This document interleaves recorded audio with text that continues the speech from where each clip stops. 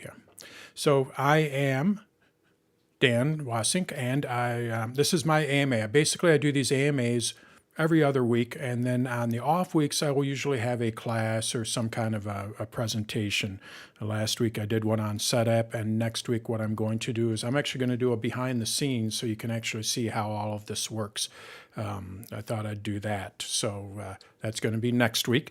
And then the following week will probably be another AMA. I schedule these things out about 1 or 2 weeks to keep my schedule flexible a little bit. But seem to be pretty on for the last month or two. So this is an Ask Me Anything. When you register for it, you can ask questions, and then I try to go through and see if I can help you out with that.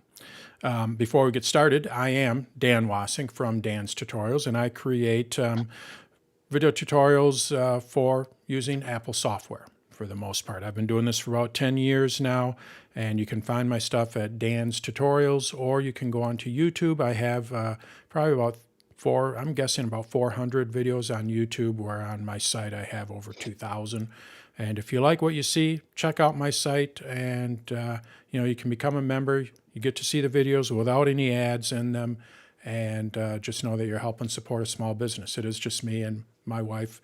Works for Susan G. Komen, and we just work out of the same house here. We just have our own offices, and just a little small business where we can do what we like to do. So just ask for your support. All right, that's enough about me. Let's get going with some of these questions here.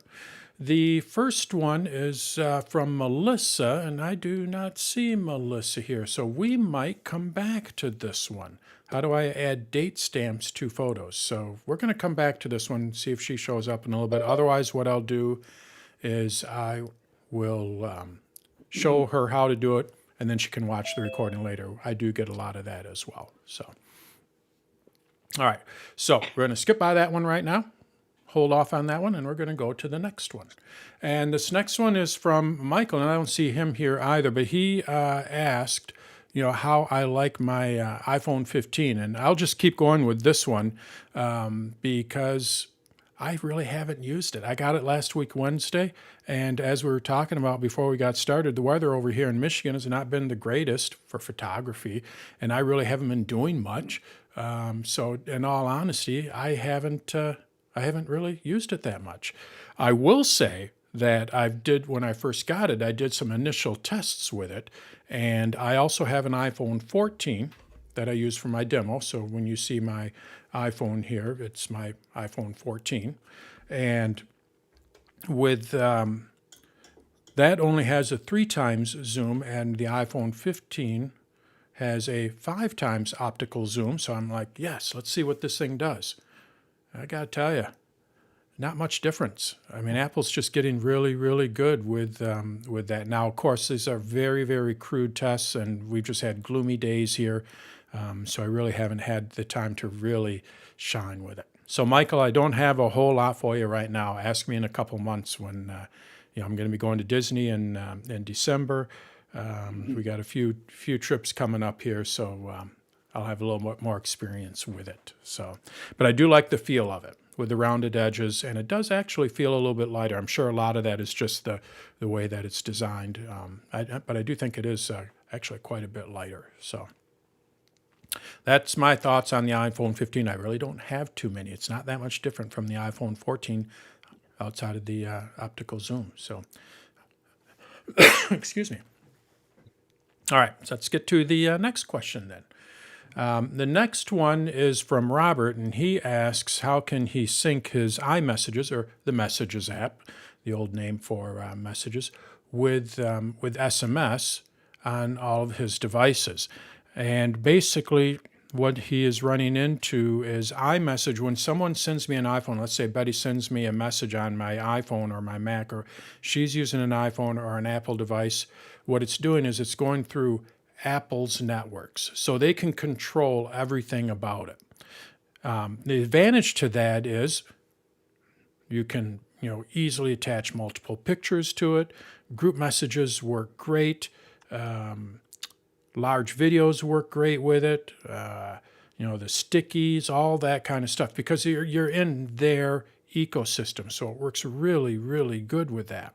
The problem with it is that if you're not within that ecosystem, which SMS is not, SMS is just a standard, and it doesn't play well. This is why Apple created their own protocol because the SMS is just so limited. And Android doesn't use messages. Apple kind of keeps it as a walled garden to entice people to come over to the Apple world because the messaging is a lot better. So there are a couple things that you can do to minimize this. There's not one solution that says, okay, now everything's on par. And most of my friends do have iPhones, but I have a few of those friends that refuse to go over there. And when they text, like we're in a group, it just kind of breaks everything up. Irritating, just irritating. But what you can do is do a few things. So I'm going to go over some of the things that you can do, and I'll start out with the Mac, then we'll go to the iPad, and then we'll go to the iPhone and just kind of make sure that this is all set. So let's go over to my Mac here. There we go. And the first thing that you'll want to do is go into the Messages app here. And am I sharing my screen? Did I share the screen? Not yet. Okay, there we go.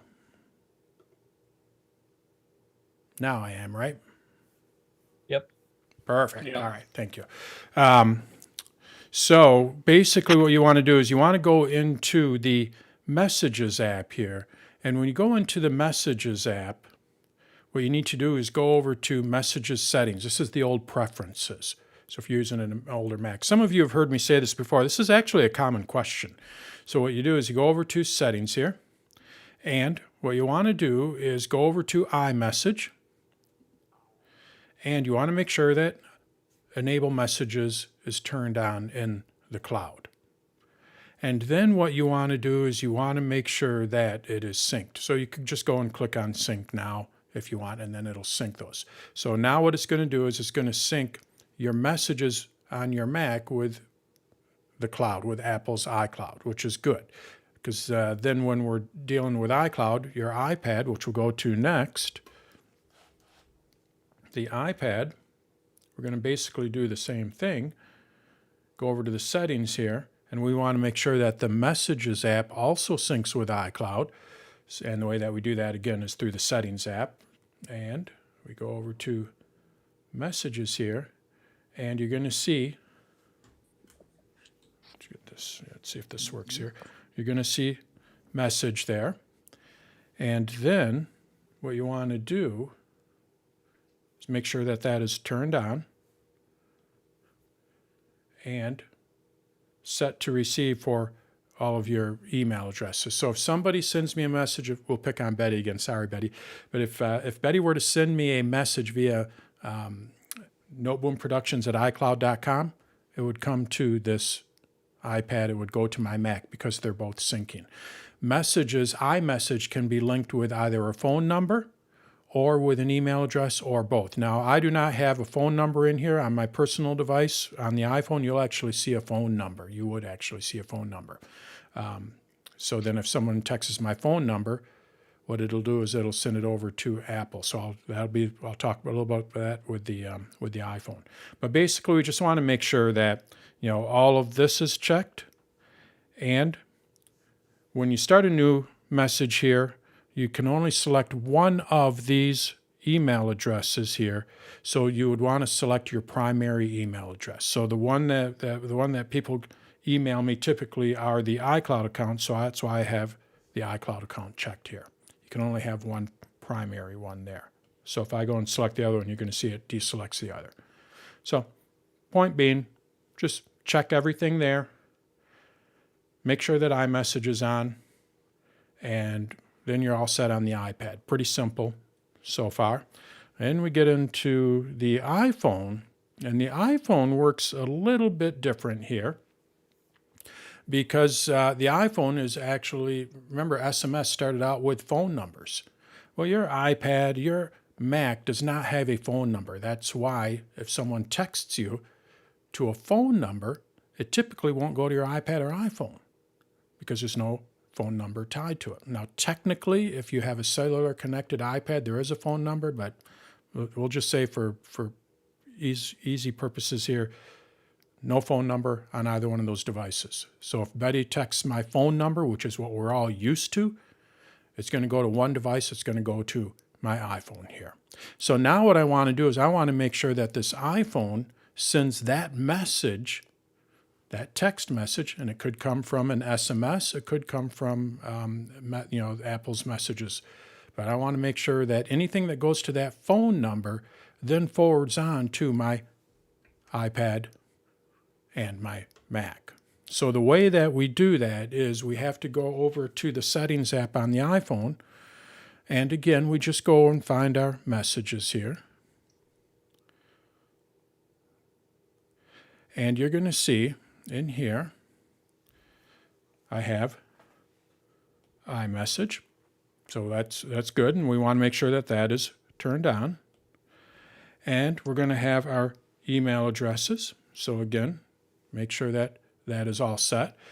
This is where you might see your phone number in there, or you probably will see your phone number. This is a demo phone, so there is no phone number on it. I don't have it tied up to Verizon or AT&T or anything like that, because all I do is just this kind of thing with it. But in most cases, you'll see a phone number, and that's what you want to, I would recommend checking that is your primary. So this check mark here should be tied to your phone number. All right. Then the last step, so all that is kind of the same on all the devices, but there's going to be one here that we have to check send as SMS. So if iMessage isn't available, it'll send it as SMS. This is only available on the phone, so we want to make sure that that is turned on. And one other one here. Shared with you. Let me look at my real phone, because I don't see it there. It might be because there's not a phone number on it, and I'll just show you how that works. And I think my AirPods just switched. Great. Let's see. Where's messages?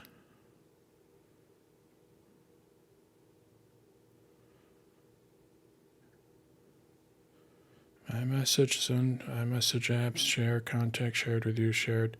Must be that text message. Oh, there it is, text message forwarding. Okay, so I'm going to show you on my big screen here. And I'll just show you this way here. So there's all my settings. And there's one that is called text message forwarding right there. It's kind of blurry, but you can kind of see it there. Let me wake it back up there. And what you want to do is you want to make sure that that is enabled. So when you tap on that, what you want to do is make sure that it sends it to all of these devices. That is the key to making it work. And what happens sometimes is when you get a new device, so I know like David is getting a new device, he mentioned this in the sometimes those new devices will not show up on that list there, or it will show up there, but the green check or the green slider isn't turned on. So then that device will not receive messages when someone sends an SMS message. So that's the key to making that work. Yeah. It's Bob here, Dan. That last one is the one that I was missing. Yep. That is it. And that's the one that, like I say, when you get new devices and all that, that's the one that that usually misses it. Mm-hmm. Thank you. Yep. You. I should have started out with that one first, but oh well. All right, cool. We got that one. All right. So let's go on to the next one. Do I see Kevin here? Kevin asked about Express VPN. Let me see if it is up on my. So Kevin has only an iPad. I mean, he has Windows computer, but and I think he has an iPhone as well. But he wants to use a VPN. He's going to go traveling. So what he wants to do is use a VPN when he's out traveling, and he is not sure how it turns on, how you turn it off, that kind of thing. So how can you do that? And basically, there's a couple different places where you can do this. So let's go over to my iPad, since Kevin has an iPad, but basically it works the same. And I'm going to use Express VPN. That's the one that I use. But I think, if you use another VPN, it pretty much works all the same. So the way that Express VPN works, well, here, let me do this first. If you turn it on, what happens here is when you go over to your network, you're going to see VPN here. So what some people will do is they'll just tap on that to turn it on. And that works. But what I recommend people doing, at least like with ExpressVPN and all that, going through, and I think this is what Kevin was trying to do. So what I recommend doing is actually going to the app to do that. So when I go over to ExpressVPN,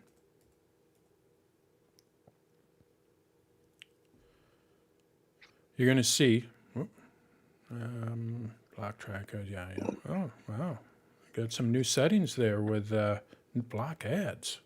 Okay. Anyway, so with this, what all he has to do is just tap on this big button here, and then what it'll do is it'll turn it on. So I'm going to tap on that, and now my iPad is using a VPN. So as far as anything that I'm doing on this iPad, it thinks that I'm coming from Los Angeles. So we can see here. And when we go back over to the settings app, you're going to see that VPN is back on. So when I turn that off, let's go ahead and turn it off through ExpressVPN. Again, I think I don't know if it works the other way if you go through the settings app, but I just do it through ExpressVPN, because then what I'm also able to do when I do it through here, I can go and change, where my location is and all that kind of stuff. So I just tapped on that button again, and now you can see it says not connected. And then if we go back over here to settings, you can see that it's not using the VPN. The other thing, the reason why I like to use that is you can actually have multiple VPNs. So, when this turns it on, which one are you turning on? I just go to the root, go to the source, go to ExpressVPN, turn it on and off that way. And do the same thing on the Mac and the iPad. I don't know if I have ExpressVPN on the Mac. Let's see if I have it on my iPhone. And if I do, we'll go over there. Nope, I don't have it on my iPhone. But basically, it works the same way. You're just going to see that big button. And I think I've tried out a few different VPNs, and they all have very similar, they all have very similar settings here with a big button that says turn it on. And you can go and change your location and all that kind of stuff. So now it thinks that I'm in Chicago. And that works well. The reason why I bought that is, to watch football. And but now these things are all GPS, so they don't use your IP number or your provider anymore. They use GPS, so VPNs aren't working for the way that I originally intended, to be able to watch a game that I'm not near. So, but that's basically how you turn on and off VPNs, specifically ExpressVPN. All right. Peter asked about removing browser history every month. So he uses Clean My Mac, if I'm not mistaken. And Clean My Mac is made by MacPaw, and it's one of the only ones, people have heard me say this before, it's one of the only software kind of like clean your Mac. It gets rid of junk, clears up the RAM. We'll open it up here. It's one of the few that I recommend because generally speaking, your Mac kind of takes care of everything. Oops, I'm not signed in. Let's sign in here. Yeah.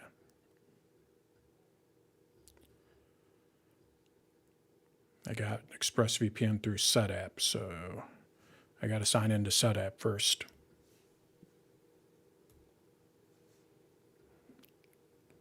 And of course, I don't know my password. Try it again. So clean my Mac as I go through here and stumble through here. Clean my Mac will. I'm gonna turn that off in case I show a password here. I don't think I will, but and I'll let George in here. Let's see here. So that is. That's why it's not on there. So Clean My Mac is an app that allows you to basically clear the RAM of your computer. It'll go through and look for large files and then show you what those are so then you can delete those. It'll delete the cache. And it does basically these maintenance kind of things. And your Mac will also do maintenance stuff on a regular basis. So what you're able to do, where's my cursor here? I'm going to look up this phone number, or this, or I'll look it up on my phone while I'm talking. So what you're able to do with Clean My Mac is, force your Mac to do this. Like I said, it'll do these on a regular basis anyway. Your Mac has weekly schedules, monthly schedules where it goes through and does all this kind of stuff.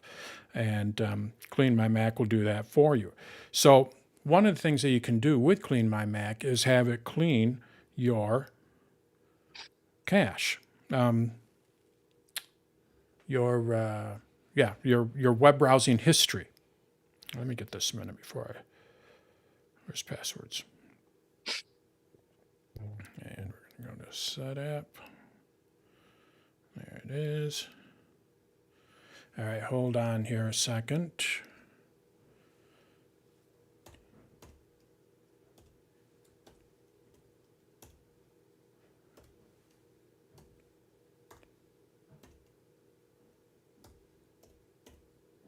Almost done.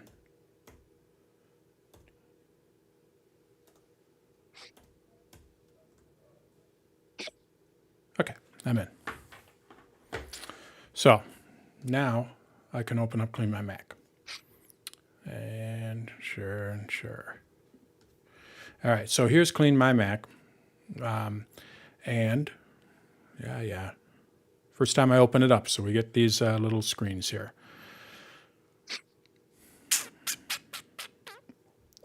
Come on. All right, here we go. All right, so here's everything that Clean My Mac can do. And I'm not going to go into all of what Clean My Mac, but here's optimization, maintenance. It'll uninstall apps. So all those little other files that get kind of buried, it'll go and remove all those.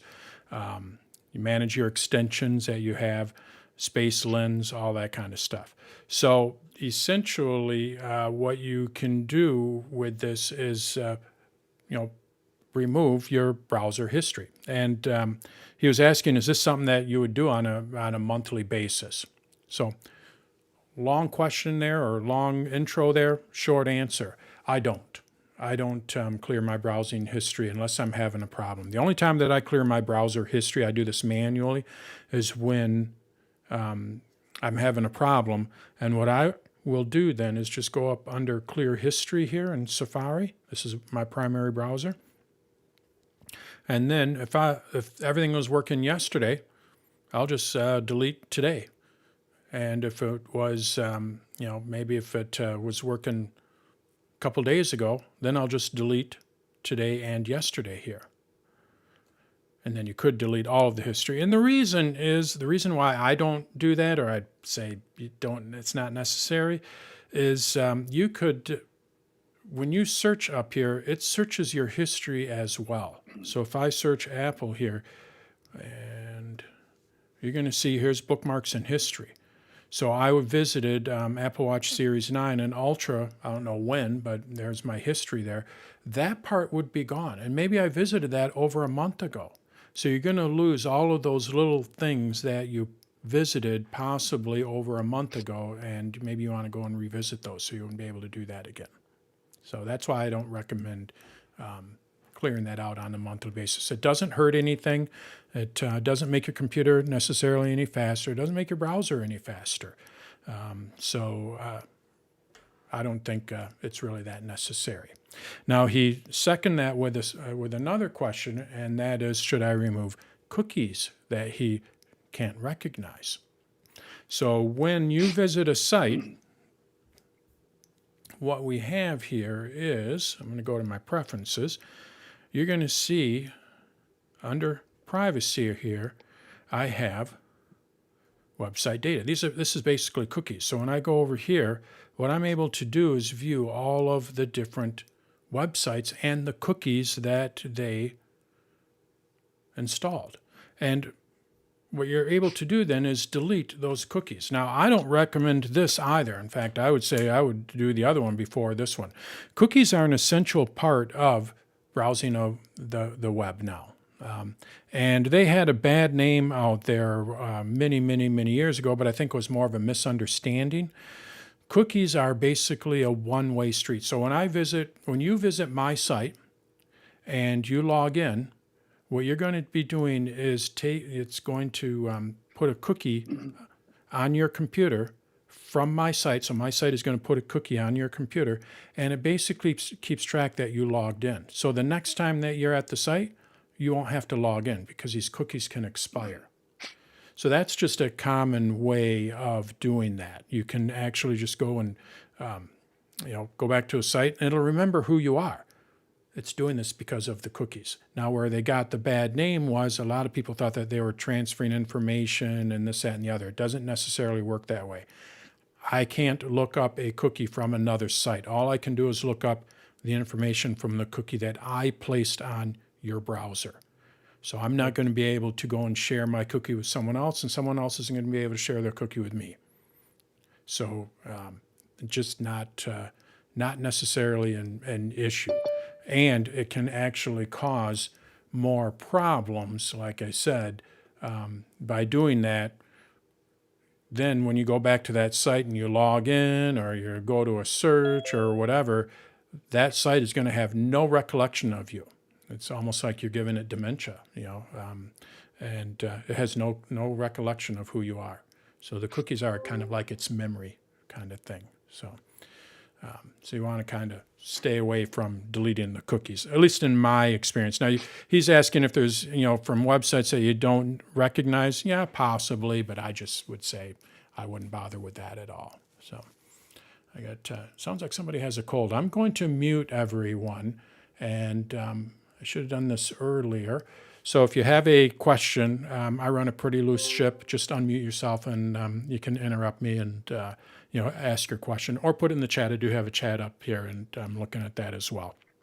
So then we don't get all that background noise and all that kind of stuff. So mute everyone here. And you should be able to unmute yourself. So that's what's going on with cookies. Not necessary to delete them. I never do. I don't know when the last time I did. Next question is from Ward. And Ward asked what my favorite browser is, which I kind of hinted towards earlier, and what extensions do I use and things like that. Well, and why is what my favorite browser is and why. And then he followed that up with, what are its downfalls, that kind of thing. So I'll just start out with my favorite browser is Safari. And I have a few reasons. I'm not saying that Chrome is bad, although, it is. And I'll get to why. It's not because it's Google. It's just a badly designed browser. So Safari is designed, well, first of all, it's designed to work on a Mac. So it is really, really efficient. And I saw this at the school. Kids were using Chrome for their browsers, and we would tell them to use, if they can, if their batteries are starting to get bad, we would tell them to use Safari. Safari is far more efficient if you're using a laptop. Just much better on the browser. It's just an efficient browser compared to Chrome. Chrome has a lot of bloat in it. And even a few years ago, Chrome admitted that they had the updater for it would use a lot of the batteries, and if you didn't update it, which a lot of people don't, it would eat up your battery. Remember, Google is, not to get on my Google soapbox, Google's, their thing is revenue from advertising and all that. So that browser is designed to, get as much information, what you're doing, all that kind of stuff, not necessarily designed to be quick and fast, where Safari is designed to be quick and fast. They have some nice privacy things in here, prevent cross-site tracking. They're usually on the forefront of this, and then Google will follow, kind of thing when it comes to this thing. So that's reason number one why I use Safari. It's efficient. It's designed for the Mac, the iPad, the iPhone, and it works for the most part for every place I go. Earlier, many years ago, yeah, you had to have a second browser, but not so much anymore. What extensions do I use? Now, they do have extensions here. They're not catching on, which is where its downfall is. But we do have extensions here, and I don't use a lot of extensions. I do have an ad blocker on here, but if I actually go to my main site, I don't put a lot of extensions in there. I do use the autofill for passwords, so then it automatically will fill your passwords from iCloud. I do like that as well. They did add a Chrome extension, so if you're using Google Chrome or a Chromium browser, you can use your iCloud extensions.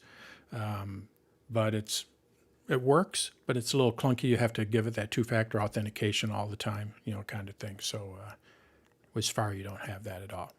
So works well, designed for the Mac, fast, saves battery, and works across all the platforms. Reading list goes all across all the all my platforms. Bookmarks, everything just plays really well together. So. What are the downfalls? There's got to be some. Right here. Extensions. It does not have the extensions. And I have on my computer, on my main computer, I do have Google Chrome running on a regular basis because YouTube, I have a few extensions for my YouTube channel where it monitors different things. They just don't have the extensions that Google has or Chrome has. And there are a lot of good extensions. So that's its downfall and its major downfall. As of Mac OS Sonoma, iPad OS 17, and iOS 17, they just added profiles in here. This was another downfall, but now they have profiles. This is something that Chrome has had for a while now. I really love this, and it's probably my favorite feature that Apple added with Sonoma, iPad OS, and iOS. And I haven't even created a video on it because I'm still just learning how it all works and all that, and I want to make my video nice and clear. But I think it's just a great feature. So that is no longer something that is a strike against it as long as you're using the latest OS is Mac OS, iOS, iPad OS 17, and Sonoma. Now with that, with Chrome, you can use Brave, and I do have Brave, and you can use Microsoft Edge. Those are all Chromium browsers. So if you do need to use Chrome, or if you like Chrome, what you may want to use is Brave or Edge, because they will accept all the same extensions and all that, but they don't have that bloat that, especially Brave, and I think Edge is really pretty good too. They don't have all that bloat that Chrome has. Again, Google is designed, their whole thing is get as much information as they can, and basically their software is not really that efficient. So, but that's my answer, Safari, and why I like it, and its pitfalls, and it does have a few of them. So, any questions on that, Ward? Yes, Dan. Probably at least once a day when I'm doing something on some website in Safari, it doesn't work. I'll try to register for something or whatever, and so I have Chrome sitting off there, and I go off and I try Chrome, and it works. Yeah. Now, in time past, that was I attributed that to the fact that web developers didn't test for Safari. Yep. They would get it working on Firefox and maybe on Chrome and say that was good enough. Yeah. But today I would expect any reasonable web developer would test their site on Safari. So I don't know whether these glitches that I encounter are due to Safari itself or the extensions that I've put in. Here's what you yeah. So here's what you can do is turn off the extension, see if it works. That'll tell you if it's an extension. I just ran into this the other day actually. And then the other thing, see if it works on an iPad and iPhone. I didn't get into this, but you know when you use Google Chrome on the iPad or the iPhone, it's Safari. The back end of it is still Safari. Apple does not allow any other browser on their iOS or iPads. So it's basically just Safari with a new skin on it. So if it works on your iPad or iPhone, that tells you that it's something with your Mac because it's still going to work. It's working on Safari. It's that KHTML or whatever I forget what Apple's version of it is, you know, but yeah, they don't allow Chrome or Firefox or anything like that on their iOS devices. So that's another good test. See if it works on the iPad. See if it works on the iPhone. If it does, there's something going on with your Mac, and it's probably an extension. So what I just ran into, and this would be a good tip for everybody as well. So I was playing around with BusyCal. You know, I've been playing around with Setup. Some of you know that. So I've slowly found another. They just added a new gem yesterday that I really like. But anyway, with on my iPhone, I tried to log in with my Google account. So when you go to BusyCal here, and you log in, and you need to, here it is, you want to log into your site. This is what you run into. So I do. So what I need to do is just log in now. And then it brings up the Google standard authentication here. And what I was missing here was that. I was missing the next button. And I emailed BusyCal, and there's nothing, that we can't find anything. Everything's working good. It's got to be something with Google. And then I'm like, what is going on here? Well, it turned out to be I had an extension in Safari turned on. It was one of those ad blockers. So I had to go and turn off somewhere in here. There's an ad extensions. I had those ad blockers on, and I don't know why I didn't do it there, but basically I turned all those off, and then it worked. So I emailed them and said, hey, just so you know, this is what I was running into, in case they run into it with someone else. So then they can now say, make sure you don't have any ad blockers on. But yeah, turn the extensions off and see if you run into it. That's about the only thing I can think of. Okay, thank you. Do I have a preferred search engine? Linda said. So I hate to say it, I do use Google. For a while there, I was using DuckDuckGo, and DuckDuckGo works pretty good. It's based off of Bing, but Google just works good. Now I think the other ones are starting to get a little bit better, and I'll show you a little trick here with DuckDuckGo. Actually, in my video today, I talked about it that I put out today. So when you're using DuckDuckGo, let's go ahead and set my search engine to DuckDuckGo here. Search. And we're going to go DuckDuckGo. Here's a little trick, and I should do this more often. So let's say I'm looking for CarPlay to put on a Tesla. Tesla doesn't come with CarPlay, so I want to find that out. Now I'm going to be using DuckDuckGo. You're going to see it says DuckDuckGo here. And I'm not going to get the results that I want here. That's generally, it's pretty good, but sometimes you're not finding what you want. So now what you need to do is you need to go and search Google.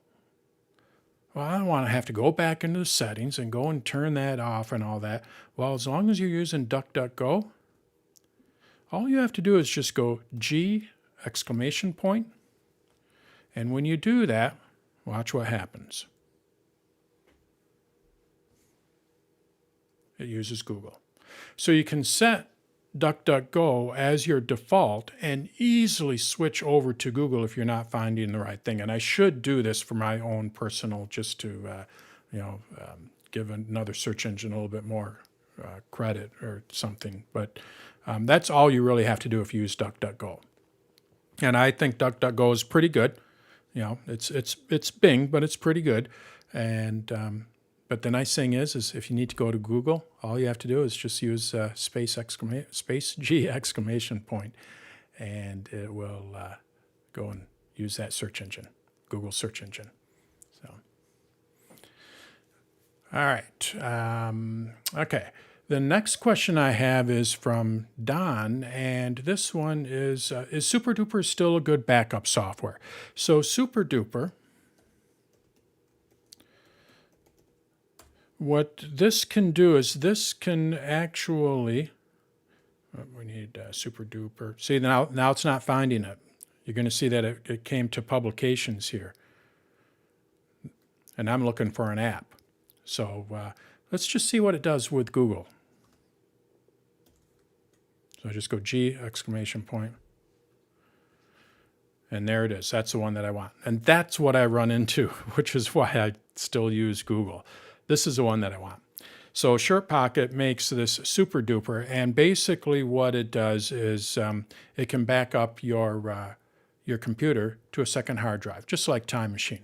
But the benefit of SuperDuper is it can make a bootable hard drive. Well, it used to be able to. I think Apple changed how that all works with Sonoma and Ventura, and they've been struggling to get this to work. Apple's added a lot of security and all that, but the idea with this, and a lot of schools used it, is you'd be able to image a computer from just a little hard drive they have lying around. I could plug it in and I'd be able to image a computer with that. Worked great. And SuperDuper is still great. If there's a failing that it can't do, it's not because of SuperDuper, it's because of Apple. It's just slowly locking down that operating system. So they're making it very difficult for these companies to do what they need to do. SuperDuper is great. I really don't have a lot of experience with it, but I know it's been around for a long time and it is very well regarded. The other one that I have used and I like, same thing, Carbon Copy Cloner. So these two are in competition with each other. And when I was working at the school, this is the one that that we used, because I just found that they were, really on top of things. I liked their website. They're telling you everything that's going on, and I like that. It's a little bit more transparent. So you can use SuperDuper. It's a reputable company. It's great. Or, if that doesn't do it, you can also try Carbon Copy Cloner and see if that one works for you. And they both do have demos, and they're not that expensive. I still just use Time Machine personally. I have a hard drive sitting in the back of my monitor, and it's just using Time Machine. But there are reasons why someone may want to use this, and yes, they are good. Both of those are good yet. All right, the next one. Dan, Yeah. let me lower my hand here. Okay. No, sorry, I didn't. Go for it. Okay. I've been using SuperDuper to clone my drive for years. And a couple of months ago, it started having a problem that at night when it ran its scheduled backup, it couldn't gain access to the backup drive. Okay. It couldn't gain ownership to it. And I kept putting it off and putting it off. And then I started investigating, and it turned out to be the Hazel extension, which is monitoring the trash, was kind of not grabbing the drive, but it was blocking SuperDuper. Okay. And so I kept putting off solving the problem of SuperDuper not being able to run anymore. And then about a week ago, it started working again. Was it updated?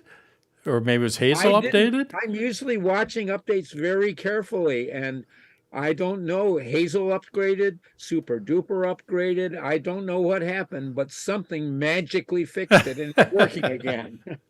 So, And and maybe, yeah, maybe they did update it. I know that the two, I don't know the two developers, Carbon Copy Cloner and Super Duper, but they are smart people, and I mean, you look at some of their blog entries, and they are, this is a challenge for them. Apple's given them a challenge, so yeah, maybe something was blocking it there, and but, it may have been an operating system update that true, yeah, allowed and Super Duper and the other apps to right, because cooperate. here I'll show you this. So for everyone, this is where Apple has changed a lot. In the past, you had basically one hard drive, one partition, and everything was on there. And Super Duper, Carbon Copy Cloner, they'd just be able to just go and pull that stuff off, and it's all great. Well, if we look here on my Mac, here's my hard drive. Here's my data. They actually partition this hard drive into two. So we have our data, and then we have our operating system. And there's no operating system in here. I can't clone that operating system. So that is one of the things that they started to, they started separating this out. And then what now you can only back up the data. Well, where do you get the operating system from? So then you have to install an operating system with Super Duper, or, in the clone, or, just they've really changed things up. And this was started 3 years ago, and it's still changing. Like you said, Ward, it was probably an operating system update. It's still changing on a regular basis. Apple's engineers are, when they went to this new system, they introduced a lot of bugs, and they're squashing those bugs. So now Super Duper and Carbon Copy Cloner can play with them a little bit more nicely. They realize that they can't just close us off like it's an iPad. I think maybe some people wanted to do that or something, but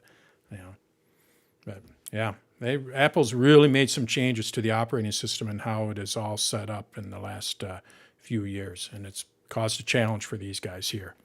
So, and Super Duper, I shouldn't say just Carbon Copy Cloner. So, You touched on something that raises another question. I could probably answer this question myself. Is a time machine drive bootable? nope, it is not. Okay. That's why a lot of people went with Super Duper and Carbon Copy Cloner, because it is not bootable. Okay.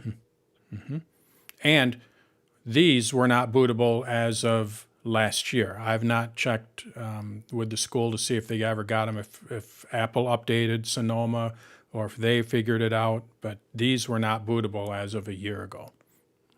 Not cleanly, at least. So, all right.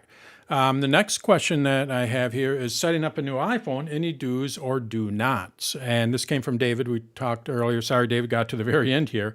But basically when you set up a new iPhone, there's two ways to do it. You can move your iPhone right next to another your new iPhone. Here, let me go like this. So you just move them, close enough, and then they'll see each other. Aim the camera at one, and from there, what you can do is you can transfer the data directly from one iPhone to the other, or what you can do is you can use iCloud. iCloud will get you on your phone quicker. That's the advantage of it. But you're not going to have all of your apps right away, because it has to download those all separate. So if you want to use your phone quicker, that's the way to go. If you want to use your phone as all the apps and everything about it, then what you want to do is transfer it. Just leave your phone next to the other one. It's going to take longer. It could take an hour, could take longer, but once it gets done, you're going to have all of your stuff on that. It doesn't have to download it from iCloud. So those are the two things. Are there going to be then some online prompts on the new phone? I mean, I think it's on. So, yeah, you might have, maybe, if I recall right, because like I said, I did this just last week. Might have maybe a half a dozen, but it's a lot of that stuff is stored right in iCloud, so they just they know what you wanted and all that right from, so when you open up an app, it's not going to say, do you want to use the camera? They already know you want to use the camera, that kind of thing. So yeah, it's not pretty as minimal. Bluetooth. You want to have Bluetooth Yep. open. Yep. And I would recommend that. I mean, that's I have Bluetooth open on my devices because there's a lot of devices that use Bluetooth now, so I don't have a problem with keeping it open. Oh, okay. It takes not more than 2 hours. So I would give yourself a good 2 hours, yes, depending on how much stuff you have. I think the big one, maybe your photos might be the one that you won't have right away because that if you have a lot of photos, it does pull those. But for the most part, all your apps and all that will be right there. So that's the way that I did it. And because if you do it, both plugged into power, of course, right? Yeah. While you're doing it. actually, I didn't, but yes, I would recommend that. Don't do what I did. I didn't run into a problem, but yes. I could probably do that as I go to sleep tonight. Absolutely. Yes, that'd be perfect. Yep. Yep. Just leave them next to each other and let them do their thing. So, Well, thank you Yep. for that. George, I see your hand up. I just actually got a new iPhone 15, and I just wanted to piggyback on what you said. Here's one thing not to do. Do not use iMazing and erase your phone because it will erase the eSIM. That's one thing. Two, one thing I would recommend, since it is iPhone 15, if you by chance have a USB-C to Ethernet, oh, will it scream, and really, if you plug it into Ethernet, it'll Really? yeah, because I did that with mine, and everything so quick. But I do not recommend using, if you're going to use iMazing, do it manually. Don't let it erase it, because it will erase the eSIM. Okay. And that's the whole, but definitely plug it into Ethernet, because when it came to going and downloading and updating the apps, it was really fast. right. Yeah, that's and back on what he's talking about, David, is if you use the iCloud option to do that, like I said, it has to download all those, and if you don't have a fast internet connection, Ethernet, it obviously is a lot faster. It'll go a lot faster, but in your case, if you're going to sleep at night, just let those things go overnight, and you'll be fine. Yeah. But one thing I will but like the USB-C to Ethernet adapter, I got one from Target for like $20. Huh. I never even thought about that. Yeah. Well, remember, USB-C is kind of new for us. But Oh, yeah. on the phones, but yeah, I actually use it on my laptop too, my MacBook Air. I used to use it. Somebody, I don't know if you saw it, George, somebody just did they put USB-C cables under a microscope, an electronic microscope. So for those of you who don't know, USB-C cables can vary from $10, Amazon Basics. You can get a USB-C cable for $10, or you can buy one from Apple that's $129. And okay, what's the difference? Why is one $129? Well, when you see this under the microscope, you learn why. Apple has a lot of chips in there. It's a lot faster. It can charge your battery a lot faster. Like the USB-C port has like 28 pins in it or something, and they're using all 28 separately, where Amazon will piggyback. And I'm not picking on Amazon. It's a cheaper cable, understandably so. They will solder 2 or 3 of those things together, so it's like 4 pins as opposed to 28. So then it's just a lot slower. So just know that when you buy a cheap USB-C cable, it's not going to be as good. And I'm not saying you have to go all the way out to Apple's, $129 cable. And I'm not talking about the USB cable or USB to what you're talking about, George. It's not the Ethernet. This was just a USB-C cable. But I thought it was interesting that there's a big difference between them. And matter of fact, I went to Five Below because I'm one of the people who believes in, okay, let's get the least expensive on a lot of things. But I went to Five Below to get to get the cable for my car for $6. Hey, it works. Oh yeah, no, that's what I say. Right, and that's what I say. I don't want to pick on. If you want high speed. Right. I don't disagree with you, because there was something I was doing. Oh, when I was actually backing the phone, doing the restore, I had to actually use a cable that I had from my Mac sales, that USB-C to USB-C cable, because that was the only one that I had that actually was for data sync. Right. So yeah, you're right. Definitely, when it comes to USB-C, they are not all created equal. No. Mm-mm. All right, let's get to my last question. It was actually my first question. So Well, is one other thing there, Oh, yeah. quick. Yeah. So the old phone that I have is I'm sending it back to AT&T, but can I use the two phones at the same time before I? Not because when you do that transfer, what it's going to do is it's going to transfer your eSIM to the new one. So you can use your old one, you just can't make a phone call on it. Okay, and I need to, of course, go to the old one and manually delete all the data. Yeah, what it'll do is it'll step you through it and it'll say, do you want to erase this phone? If you're ready to erase it, just hit erase. If you're not ready to erase it and you want to use it for a little bit, I'll show you real quick what you want to do.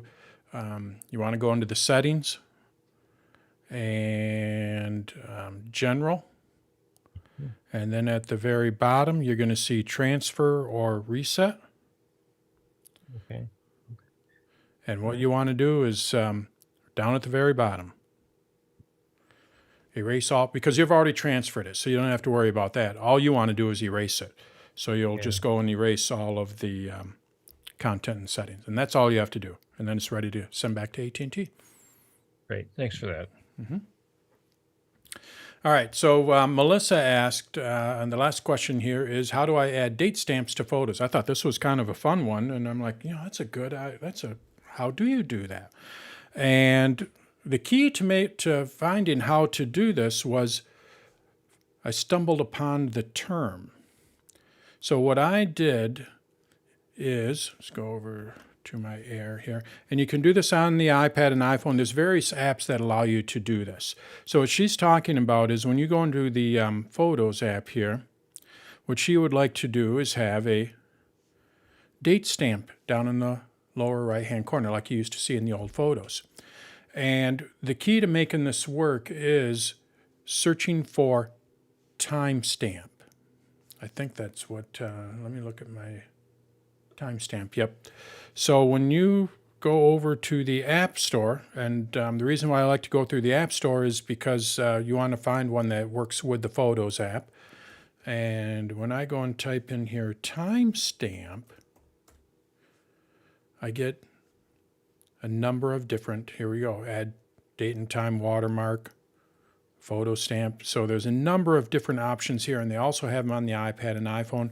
The one I tried one, I did this date stamper, and I'm not saying it's any better than the other ones, but what took me to it is the icon looks clean. I like that. It was updated 4 months ago, so it's not 5 years old. Reviews on it are good. So I'm like, okay, this seems pretty good. You can download it for free. So I did download it. So let's go ahead and open it and see how this works. Welcome to Date Stamper.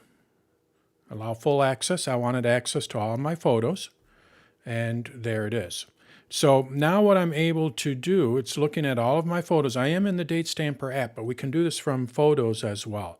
So back to what she wants to do is she wants to add date stamp. So I'm going to go to Beth's photo here. Actually, let's go to a few of these. I can actually select multiple photos here. So I have those 3. And all I have to do is just click on Stamp 3 Photos. And it's pulling that EXIF data of when that photo was taken. And now when we look at this, we can see we have a date there. Pretty simple. Now, the free version allows you to just put the date there. If you pay for it, it's $5. If you pay for it, you can actually put the location and the time, and you can change all that. You're going to see over here, we have a number of different options here that we can put in there.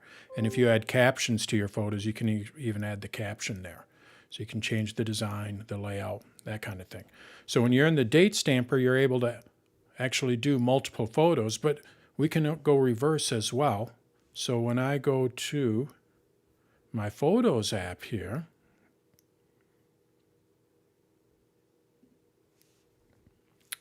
first of all, you can see that it is there, and it is non-destructive. So I can go and revert back to the original, and now it's no longer there. So it doesn't change the original photo, But now what I'd like to do is add the timestamp to this. And I'm in the Photos app, so how can I do that?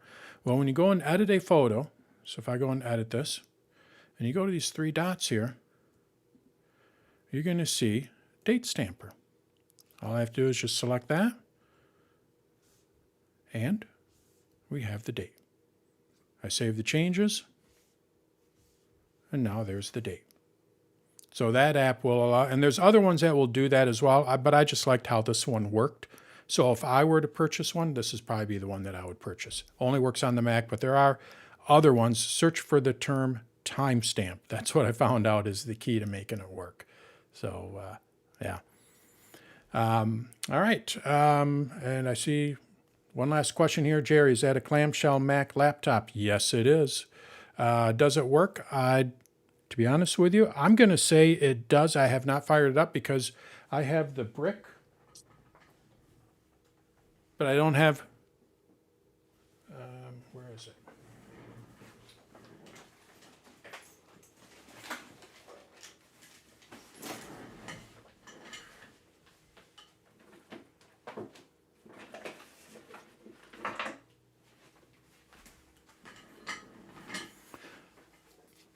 I have this, that's the brick that came with it, but I don't have that, the thing that plugs into it. I got to have one somewhere down in the basement is my guess, but I'm gonna assume it works. I always thought it was a cool feature the way it looked like a yo-yo. Oh, yeah, yep.